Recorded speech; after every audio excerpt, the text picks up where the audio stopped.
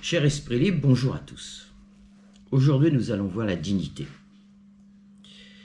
Avec la liberté, nous avons vu qu'il ne fallait plus la confondre avec la volonté, qu'il s'agissait plutôt d'un consentement de deux ou plusieurs volontés, d'une multitude de volontés. Deuxième condition, ouvrant un nouveau champ de liberté.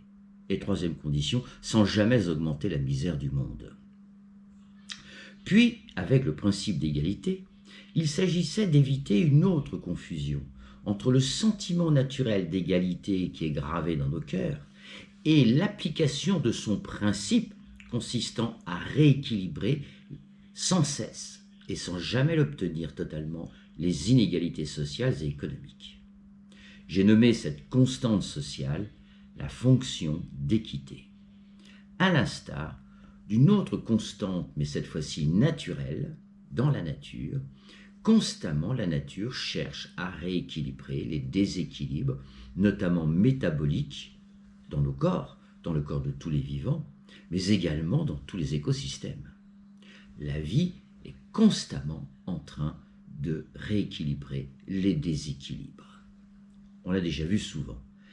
Et c'est de là, si vous voulez, que j'ai compris qu'il y avait également une constante sociale dans nos sociétés, de telle manière que nous cherchons à apaiser les inégalités sans jamais l'obtenir.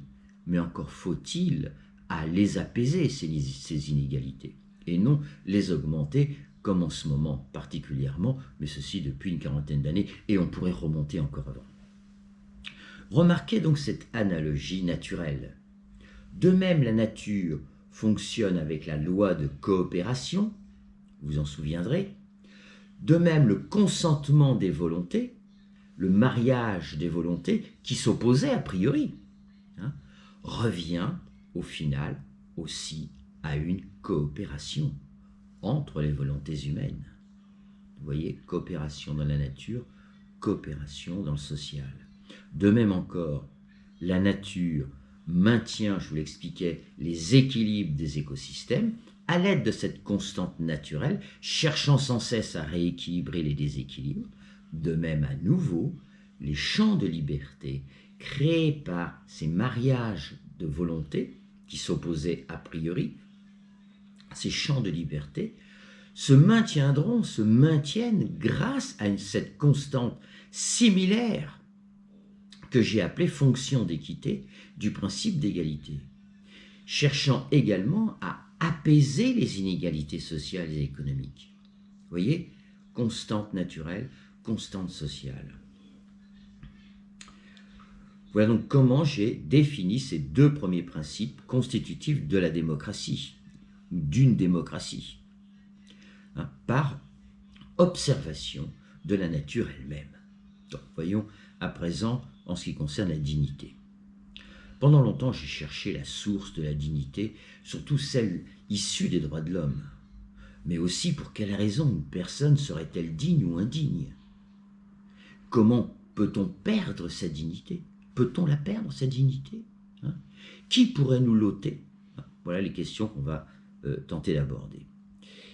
Dans une première approche du mot dignité, c'est une définition du Robert, stipule, je cite, est emprunté au dérivé latin dignitas, qui signifie fait de mérite, fait de mériter, ou le mérite. Également employé pour désigner les qualités qui fait qu'on est digne, l'estime, la considération, le prestige. Et, je continue à citer, avec un glissement vers l'apparence. Alors, vous voyez, l'estime, considération, prestige, l'apparence, l'honorabilité, la beauté majestueuse. Vous voyez, un glissement sémantique vers l'apparence. La dignité serait donc liée à la notion de mérite. C'est dans un premier temps. C'est-à-dire une valeur appartenant au monde de la rationalité, que j'appelle le monde de la preuve. Il s'agit de la considération ou des égards que mérite quelqu'un. Il est digne de mon respect. Je nomme cette dignité la dignité sociale pour la distinguer de ce que nous allons voir. puisqu'il s'agit, au final, du regard social porté sur quelques personnages, sur des actes de certains personnages devenus illustres ou supposés l'être.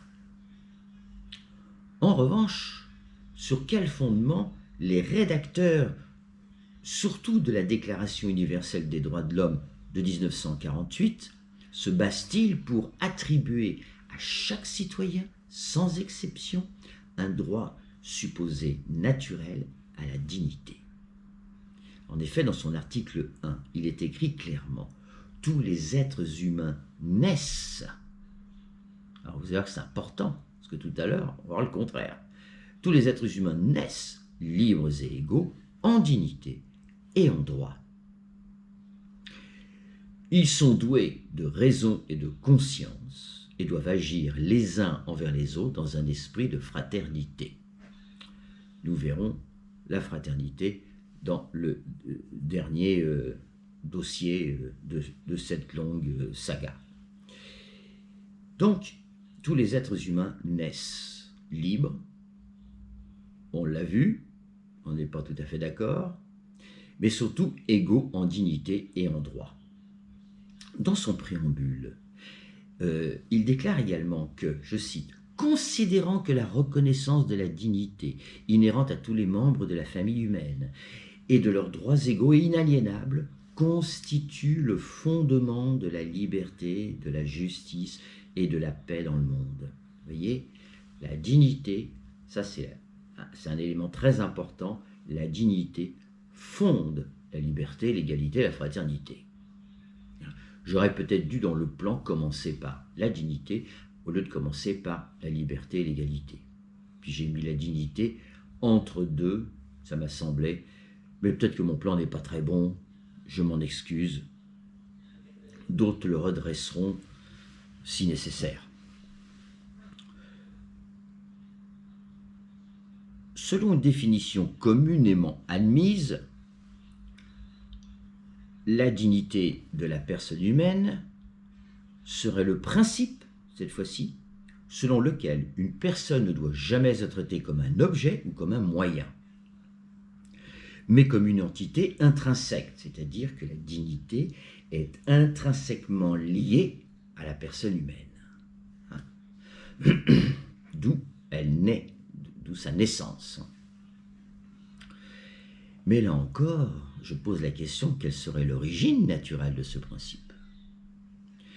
Ainsi, une personne humaine ne doit jamais être traitée comme un objet ou comme un moyen, à contrario de l'esclavagisme, de la torture, par exemple. Enfin, il y a la chosification, la pornographie, etc., la chosification de la femme, le viol et tout. Bon, on a des exemples partout.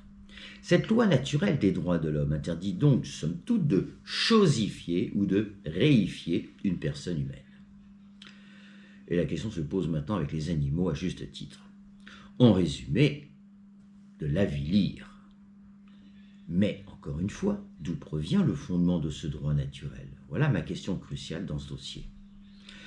Dans ce livre, un beau livre, L'institution de la liberté, par Muriel Fabre-Magnan, elle examine la question de la dignité du point de vue du droit.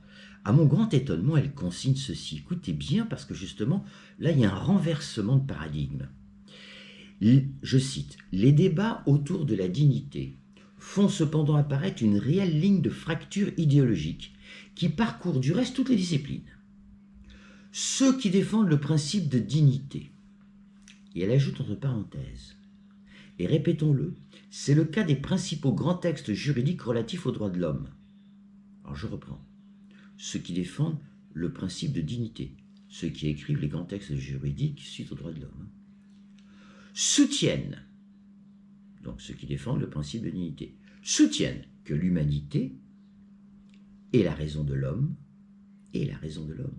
ne sont pas des données inscrites dans la biologie, mais qu'elles doivent se construire. Le principe de dignité n'a donc pas à être référé au droit naturel. Alors là, renversement. Au XVIIIe siècle, les droits de l'homme sont fondés, toute la pensée des Lumières, elle est fondée sur un droit naturel. Les hommes naissent. Ces mêmes textes nous sont parvenus parfois un peu modifié comme en 1948, où on a ajouté le concept de dignité qui n'existait pas en 1789 dans les droits de l'homme. Et là, il y a un renversement en 3 siècles. Vous voyez, il y a un renversement total. Non, la dignité et l'ensemble des principes de la République et ceux qui fondent les textes relatifs aux droits de l'homme considèrent que la raison de l'homme, que l'humanité et la raison de l'homme ne sont pas des données inscrites dans la biologie. Évidemment, vous voyez qu'on est totalement à l'inverse de ma thèse d'une manière générale. Et je vais y revenir, bien sûr. Donc, je voulais attirer votre attention, et vous allez voir, pour justifier sa thèse quelque peu paradoxale. L'auteur ajoute plus loin, toujours en s'opposant à la thèse naturelle, je cite, c'est précisément parce que l'homme acquiert au contraire son humanité en s'arrachant à son animalité, et donc à la nature, que la liberté doit être instituée. Voyez-vous, ici, l'homme est sorti de la nature. J'avais déjà expliqué avec Étienne Klein qui se posait la question, est-ce que la formulation mathématique est inhérente à la nature ou est-ce que c'est l'homme qui a inventé les mathématiques pour expliquer la nature, hein. Et j'ai répondu, mais enfin, l'homme sort de la nature. Donc, évidemment, les mathématiques sortent de la nature également. Et toutes les lois physiques sortent de la nature. Eh bien, on retrouve le même problème, le même renversement paradigmatique. L'homme est sorti de la nature, hein, et vous allez voir, elle va essayer d'approfondir sa thèse, hein. Tout ça parce qu'il regarde la nature comme étant cruelle, à l'instar des grands prédateurs, et l'homme se comportant à l'image des grands prédateurs, fait des guerres, etc.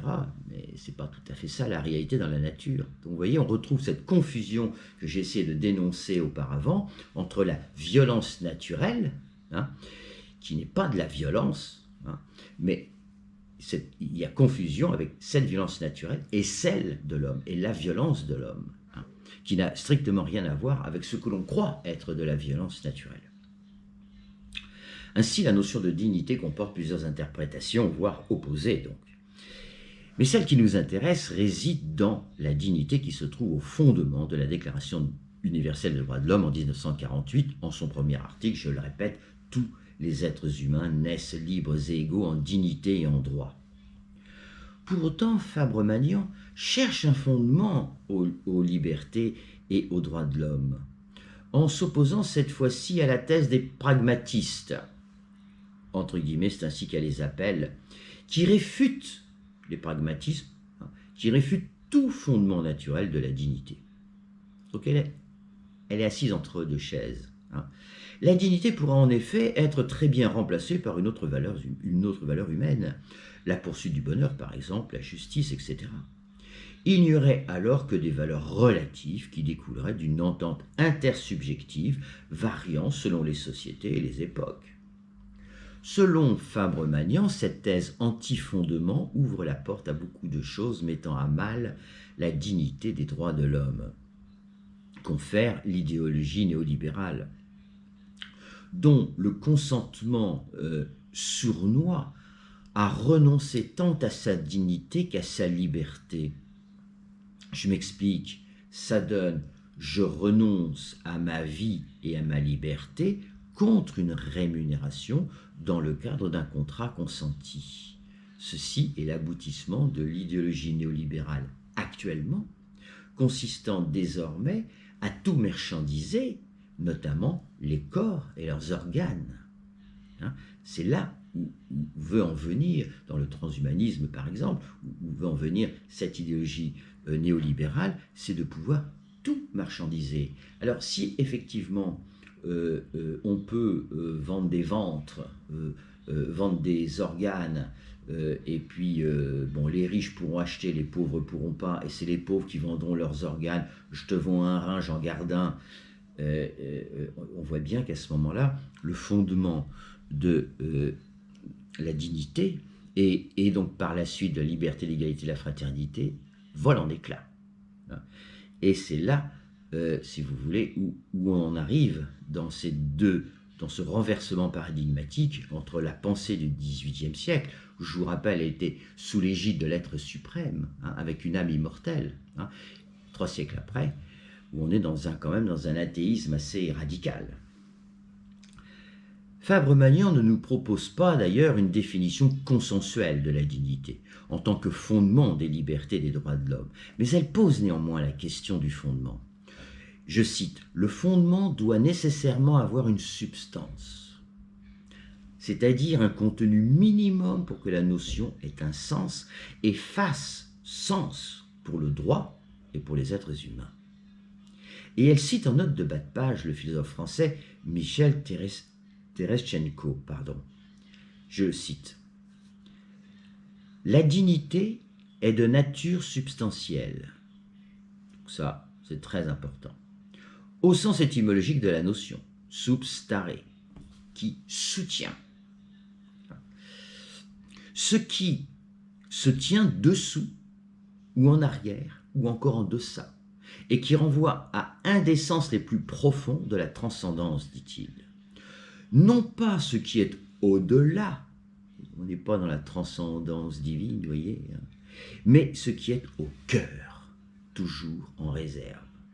Donc voilà, ça c'est une belle approche, si vous voulez, du fondement. La question que je me pose, quel est le fondement de la dignité? Eh bien, on va directement à la substance. On est quasiment, on est sorti des essences, si vous voulez, vous voyez, on est vraiment dans le fond du fond. Et évidemment, ce que ne dit pas ce texte, c'est que cette substance, elle est spirituelle, puisqu'elle est invisible, immatérielle.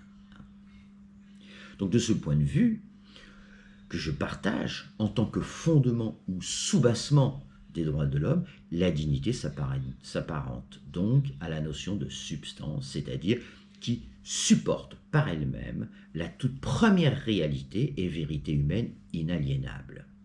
Alors là, on est évidemment totalement contre les pragmatistes qui considèrent qu'il n'y a aucune origine naturelle. Et là, on est bien dans une définition, les hommes naissent. Donc, vous avez compris, voici ma thèse. Si nous ne naissons pas libres, on l'a vu, nous ne naissons pas libres. Effectivement, la liberté se construit bien que nous ayons le sentiment de liberté gravé en nous. C'est toute là la confusion. Si nous ne naissons pas non plus égaux, nous l'avons vu, ni même égaux en droit, puisque cette supposée égalité est plutôt d'origine humaine et non naturelle. Mais ça, j'y reviendrai. Nous naissons en revanche égaux en dignité. Elle est là, la véritable égalité. Elle est là. Maintenant, on va définir ce qu'est la dignité, en tout cas de mon point de vue. Dès lors, si la dignité n'a pas d'autre origine que la substance spirituelle, puisqu'a priori invisible, elle s'avère donc un objet spirituel. Et ça, j'en ai déjà parlé. Comment ça se définit ? En effet, n'ayant pas d'origine causale matérielle, elle est donc cause d'elle-même. Et de surcroît, cause par suite les droits inaliénables de tous les hommes. Elle est là la racine. Elle est donc reçue. Elle est reçue pour maintenant de la nature, puisque nous naissons avec. Puis dans un second temps, reconnue ou pas par les hommes. Vous voyez, nous la recevons, mais les hommes ont la possibilité de la reconnaître ou pas. Et d'ailleurs, elle n'est pas reconnue par tous. Certains religieux, par exemple, ne confèrent pas la même dignité aux femmes. Le racisme, l'homophobie, la xénophobie en sont d'autres exemples. Dire que tous les hommes naissent n'est pas dire tous les hommes reconnaissent. Cette distinction entre le fait que tout être humain possède par nature et le fait que certains la nient lui confirme une origine naturelle et non culturelle. Puisque du point de vue de la culture, on peut reconnaître ou pas, selon les époques, les régimes, les dictatures, etc. Fabre-Magnan s'oppose donc à toute naturalisation de la dignité. On l'aura compris. mais tout en refusant toute absence de fondement. Afin de sortir de cette contradiction, elle propose la thèse suivante. Je cite. « Voilà, il me semble, le point que nous cherchons. L'animal fait un avec la nature, l'homme fait deux. » Écoutez bien. Pour passer de l'inconscience passive animale à la conscience interrogative humaine, il a fallu ce schisme, ce divorce, il a fallu cet arrachement de sa condition naturelle animale à celle de dignité humaine. Il a fallu cet arrachement de sa condition naturelle animale à celle de dignité humaine. Seulement son postulat ne tient pas face au principe de réalité. En effet, la nature de l'homme le pousse, via son libre arbitre, à commettre de nombreux génocides indignes, ce que ne saurait faire l'animal par nature. Même une seule fois, on n'a jamais vu un animal où une bande, une meute, provoquait un génocide comme nous les faisons. Donc vous voyez, cet arrachement de la nature, cet argument-là, il ne tient pas. Bref, face à cette vision matérialiste de la dignité, alors que les rédacteurs des droits de l'homme supposaient un fondement spirituel inscrit dans la nature humaine, voici comment je définis, en ce qui me concerne, le postulat. Je dis postulat parce que nous sommes dans, c'est comme en mathématiques, un axiome. Ça se montre, ça ne se démontre pas. C'est un postulat. Donc je pose ce postulat de la dignité que j'appelle spirituelle, bien sûr, notamment pour la distinguer, la dignité sociale. Sa substance regroupe l'ensemble des valeurs du cœur gravées en lettres d'or dans chaque cellule de nos corps. Vous retrouvez évidemment ce que nous avons déjà vu. Nous l'avons déjà vu pour l'altruisme, bien sûr, parce que si vous voulez, le fondement de la dignité, elle fonde quoi, cette dignité? Les valeurs universelles. Si elles sont bien, toutes ces valeurs gravées dans nos cœurs, et qui fait que l'homme est par nature altruiste, alors ce fondement, cette substance de dignité, elle regroupe l'ensemble de ces valeurs du cœur, gravées en lettres d'or, dans chaque cellule de notre corps, dans évidemment notre corps biologique. Mais chaque cellule, toute notre biologie, est porteuse d'une morale vitale. Nous ne verrons pas, ça c'est un autre aspect des choses. Mais si vous voulez, c'est ça qu'il faut bien essayer de saisir. On peut ne pas être d'accord, on est bien. C'est pour ça que c'est un postulat d'ailleurs. Mais toute notre biologie. Et il y a des expériences qui ont été faites, qui montrent, j'ai expliqué par exemple, lorsque nous sommes dans un monde d'amour, notre système immunitaire monte, puis quand on est dans un monde de haine, le système immunitaire descend, donc vous voyez bien qu'il y a un rapport étroit avec notre biologie. Autrement dit, ce qui confère la dignité naturelle à l'homme, c'est donc l'incarnation en soi-même, par soi-même, pour soi-même et autrui, des valeurs issues de l'amour universel. En ce sens, la dignité, sans définition particulière, s'avère le soubassement de toutes les valeurs universelles de l'amour. Être digne revient à incarner en toutes circonstances ces valeurs universelles, ce qui nous ramène au cas particulier de la dignité sociale. Vous voyez, elle n'était pas si fausse que ça, cette dignité sociale. Elle manquait de fondement, mais maintenant elle est fondée. En retour, perdre sa dignité revient à ne plus respecter ses valeurs envers autrui et donc envers soi-même. Les esclaves ou les victimes du nazisme n'ont jamais perdu leur dignité gravée dans leur cœur. Ce sont les bourreaux qui ont cessé d'écouter le leur. De même, si un être humain s'avère indigne dans ses actes, sans pour autant ne jamais la perdre, elle est là. La dignité possède en elle-même sa propre contradiction interne. En effet, la victime, dévêtue de sa dignité momentanément par son bourreau, en elle, elle la garde au fond de son cœur et lui confère parfois la force morale de survivre. Ce fut le cas des déportés sous le nazisme, du moins pour les survivants. En retour, le bourreau, de son côté, la perd quand il pose des actes indignes, mais il peut la retrouver à tout moment, dès lors qu'il retrouve le chemin de son cœur. Pensons à titre d'exemple à la liste de Schindler, qui relate l'action historique d'un industriel allemand, membre du parti nazi, qui sauva des juifs promis à la mort. Chaque juste qui sauva une vie ennemie a fait émerger en lui cette contradiction interne entre la posture A, je suis nazi, et la posture non A, mais je suis aussi un être d'amour. Et face à ce conflit intérieur, leur libre arbitre, je vous rappelle qu'est illimité et cause de lui-même, leur volonté infinie a tranché en faveur des valeurs universelles de l'amour. Ce qui leur a conféré, à ces justes qui ont sauvé des vies, ce qui leur a conféré la plus haute dignité. Et là, on est bien d'accord avec la définition de la dignité. Celle de risquer leur vie pour sauver une autre vie. Voilà le cœur même de ce qu'est la dignité. Eh bien, pour Oskar Schindler, il en sauva près de 1200. On s'en souviendra. Et il y en a bien d'autres, et puis d'autres qui sont restés anonymes. Elle est là, la véritable dignité. C'est risquer sa vie pour sauver une autre vie ou des autres vies.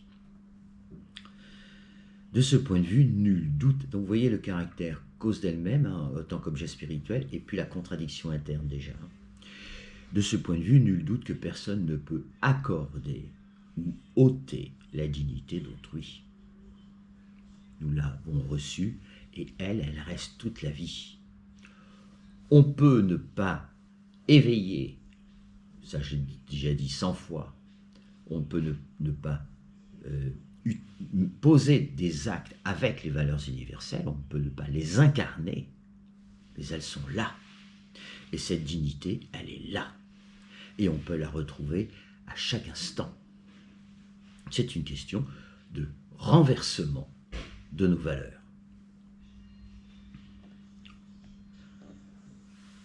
Réciproquement, nul ne peut non plus la perdre, sauf par soi-même, en se rendant indigne, en n'écoutant plus les valeurs de son cœur.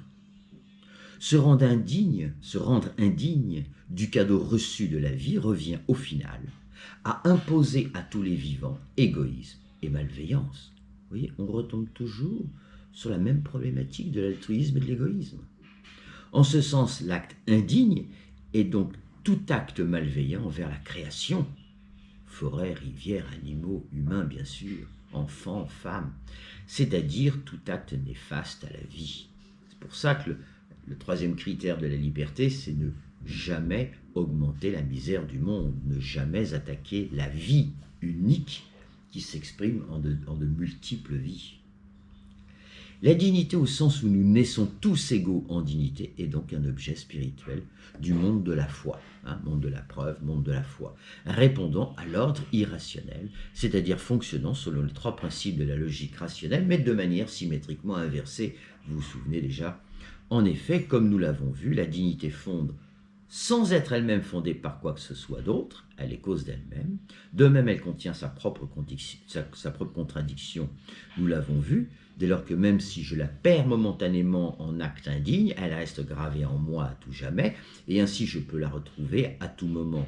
Enfin, la dignité est encore un objet spirituel dans la mesure où nul ne peut la montrer du doigt, ni la démontrer selon l'ordre rationnel. C'est pour ça que j'ai parlé d'un postulat. Elle répond donc au principe de la réalité spirituelle, puisqu'immatérielle, invisible, abstraite, mais jamais absente du cœur des hommes. Même si ça dort. C'est terrible à dire, mais même chez les nazis, elle était là. Voyez. Ou d'autres dictatures. En synthèse, elle est en lettre capitale, elle est en soi, et nul ne peut nous l'ôter. Ce qui donne raison au rédacteur des droits de l'homme. Vous voyez, la dignité sociale, c'est pas si mal que ça, il fallait la fonder. Et les rédacteurs des droits de l'homme, ils avaient raison, ils ne la fondent pas comme je le fais, mais ils y voyaient une réalité, un fondement spirituel. qui a disparu 3 siècles après. Et de même, la véritable dignité sociale découle du mérite de ces personnes qui accomplissent régulièrement des actes sociaux conformes aux valeurs du cœur. Et je donne en référence les bénévoles d'Emmaüs, par exemple, ou les restos du cœur. Alors bien sûr, on érige des êtres illustres drapés d'une forte dignité qui ne le sont pas. Ça, c'est la société, enfin, c'est les dirigeants qui se trompent, qui font... Bon, ça, c'est autre chose. Mais des associations qui font preuve de compassion, qui font preuve de solidarité, qui vont aider, il y en a plein, il y en a plein. Le peuple en est rempli. Hein, et c'est cela qui, effectivement, porte, exprime, incarne la véritable dignité. Je rappelle que cette approche de la dignité, le raisonnement qui s'en est suivi, fut le même pour toutes les valeurs universelles de l'amour. Ce qui a donc été le cas de la liberté, l'égalité, de la fraternité, issues de la même essence. Certes, la dignité est bien un objet spirituel répondant aux caractéristiques des objets spirituels. Et son vocable représente bien sa fonction de fondement substantiel des valeurs universelles. Mais je reviens à Muriel Fabre-Magnan, ne se trompe pas en disant que la dignité doit aussi se construire, bien qu'elle soit également innée. En effet, dire que la dignité représente par nature l'ensemble des valeurs universelles ne veut pas dire que l'homme n'a pas la responsabilité de l'incarner dans sa vie quotidienne. Possédant une nature double et ayant la possibilité d'agir selon son libre arbitre, l'homme peut se détourner indéfiniment de sa dignité. C'était le cas du nazisme et d'autres.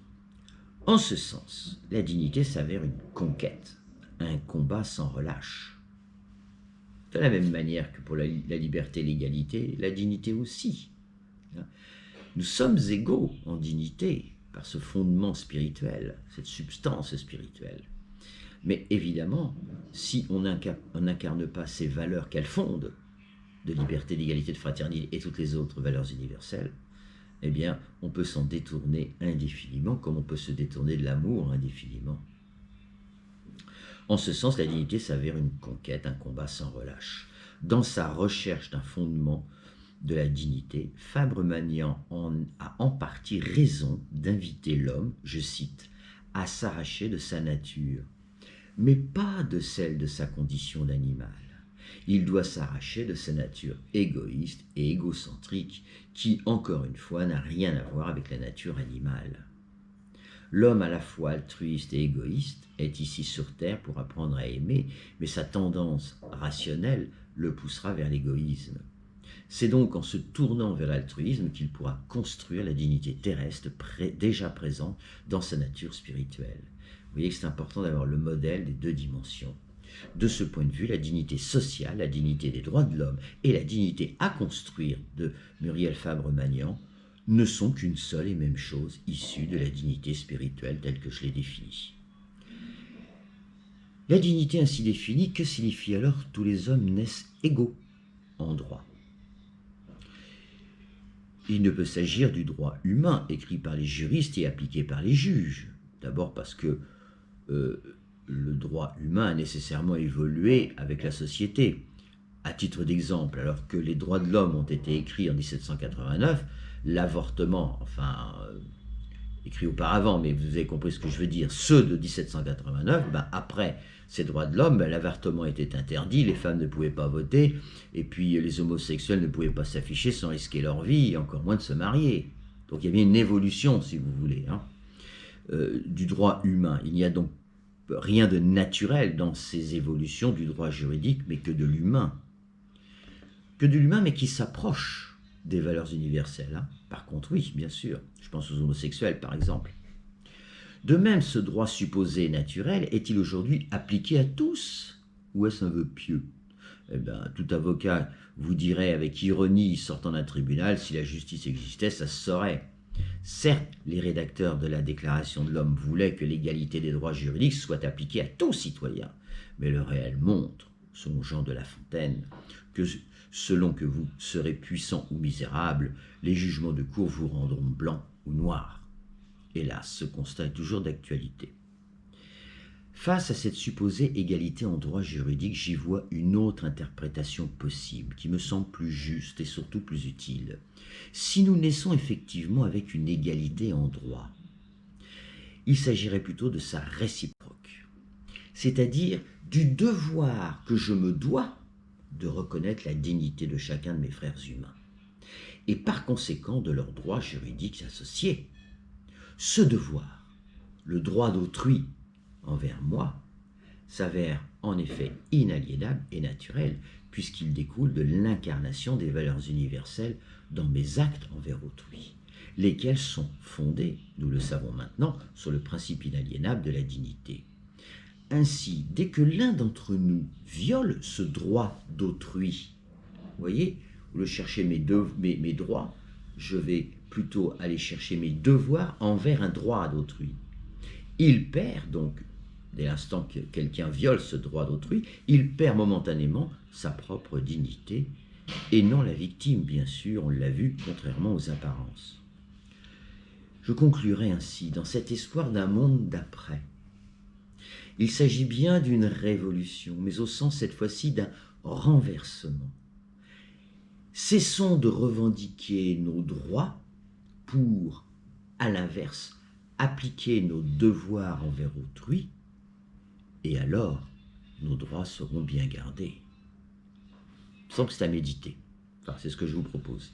Je vous remercie, et la prochaine fois, donc, ce ne sera pas la dernière, parce que je ferai une petite synthèse plus politique, mais ce sera donc la prochaine fois le principe de fraternité, mais nous aurons fini, nous aurons bouclé, disons, ce qui concerne l'ensemble de la démocratie et au travers de ce modèle de l'homme, de cette nature double, entre un versant spirituel et un versant matériel. Je vous remercie et à bientôt, j'espère. Au revoir.